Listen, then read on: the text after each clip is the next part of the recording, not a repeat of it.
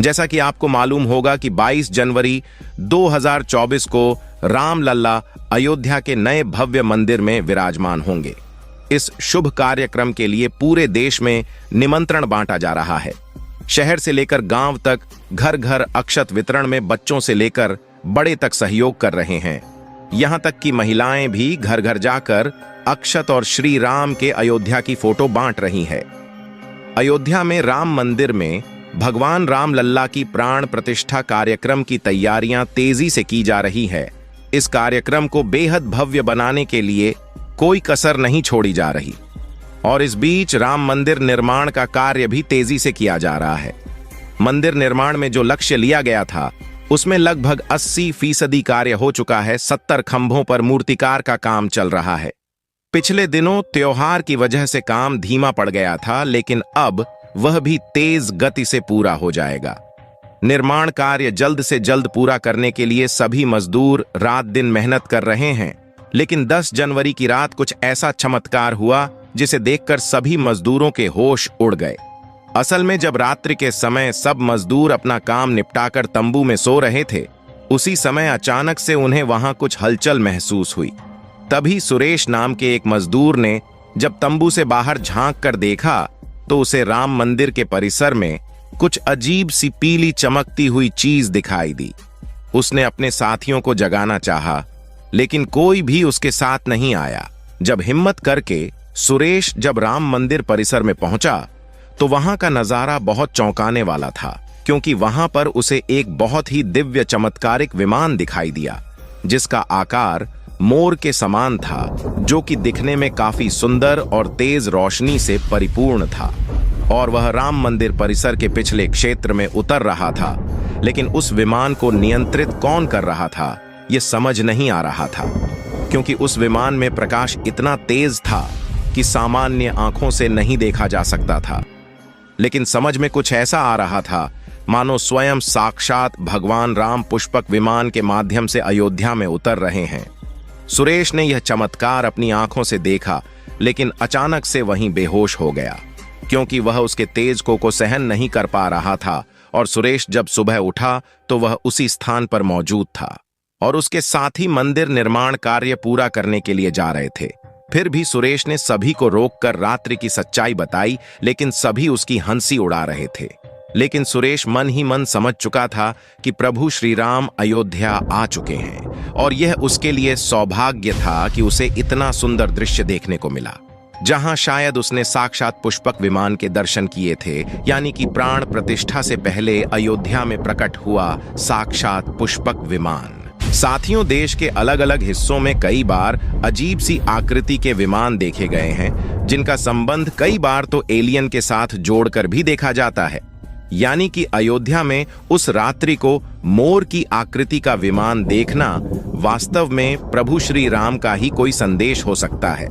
लेकिन क्या यह विमान सचमुच में पुष्पक विमान है? इसकी आखिर क्या गारंटी है? इसे समझने के लिए हमें पुष्पक विमान के रहस्य को अच्छे से जानना पड़ेगा। आगे हम आपको पुष्पक विमान का रहस्य बताएंगे, जिसे समझकर आपको यकीन होगा कि अयोध्या में पुष्पक विमान का प्रकट होना कलयुग का सबसे बड़ा चमत्कार है। हम आपको पुष्पक विमान का रहस्य बताएं, उससे पहले आप इस चैनल को सब्सक्राइब जरूर कर लीजिए और इस चमत्कार के लिए कमेंट में जय श्री राम जरूर लिखें। रामायण में पुष्पक विमान का जिक्र है, जो कि पहले कुबेर के पास था। इसके बाद रावण ने उसे अपने सौतेले भाई कुबेर से लंका समेत बलपूर्वक हथिया लिया था। फिर रावण इसी के जरिए कहीं भी आता जाता था। रावण को हराने के बाद यह विमान श्री राम के पास आ गया। वह जीत हासिल करने के बाद इसी विमान के कई जगह होते हुए अयोध्या पहुंचे थे। रावण ने इसी के जरिए पंचवटी आश्रम से सीता का हरण किया था और उन्हें उस पर बिठाकर लंका ले गया था। कहा जाता है कि पुष्पक विमान आज के विमान की तरह था। पुष्पक विमान के जरिए रावण हवाई मार्ग से सफर किया करता था, लेकिन रावण को मौत के घाट उतारने के बाद उसी विमान के जरिए प्रभु श्री राम, माता सीता और लक्ष्मण जी लंका से अयोध्या लौटे थे।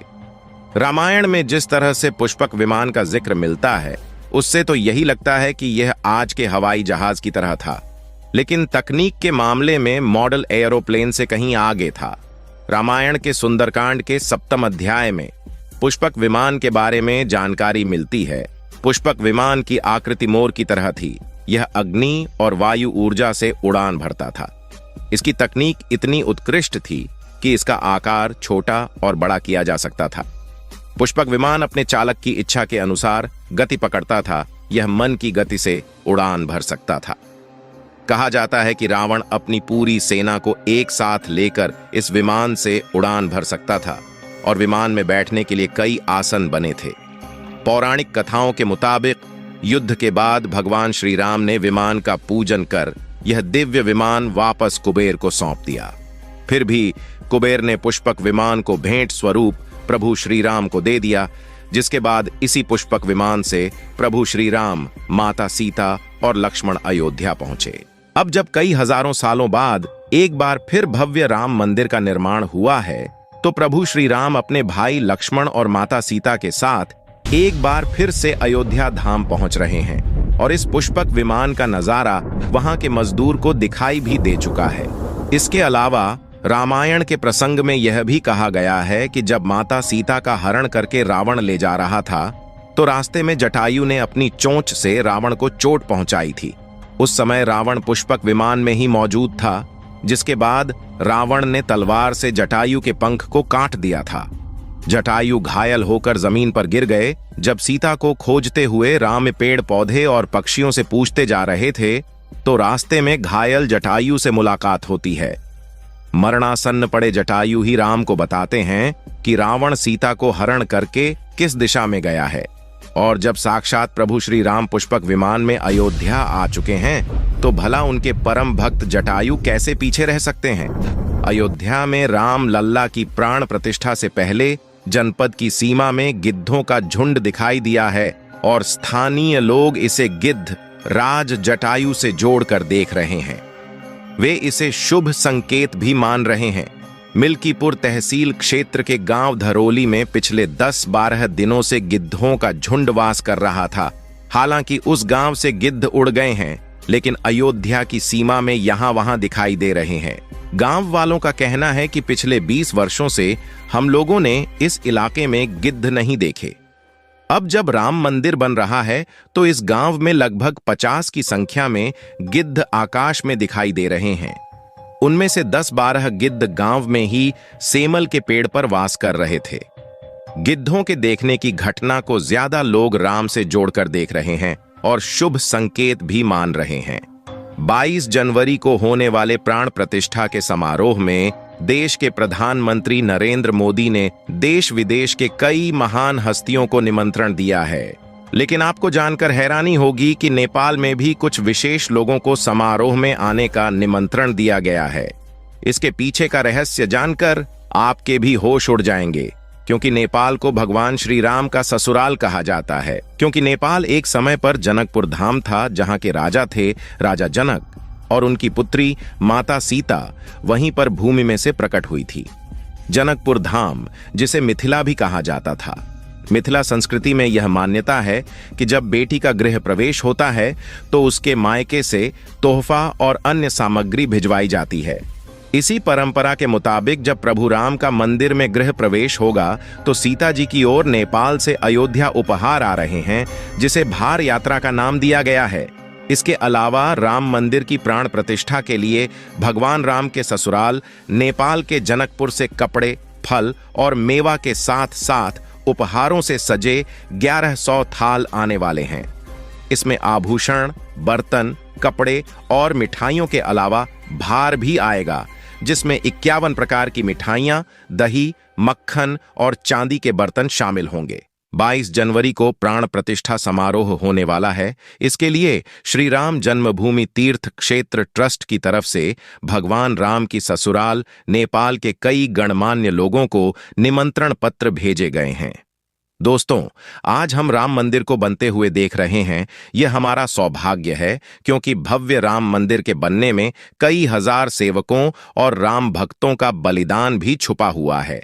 इस वीडियो में बस इतना ही, आगे की जानकारियां किसी और वीडियो के माध्यम से देंगे। यदि हमें यह सौभाग्य प्राप्त हुआ है कि राम मंदिर को बनते हुए देखने का, तो इसके लिए हमें जश्न मनाना चाहिए। और आप लोगों से भी निवेदन है कि 22 जनवरी के दिन अपने घर पर दीपक चलाएं और जश्न बनाएं। बाकी अगर आप लोग इस वीडियो को यहां तक देख चुके हैं तो कमेंट बॉक्स में जय श्री राम जरूर लिखें। साथ ही इस चमत्कार के लिए इस वीडियो को एक लाइक जरूर कर दें।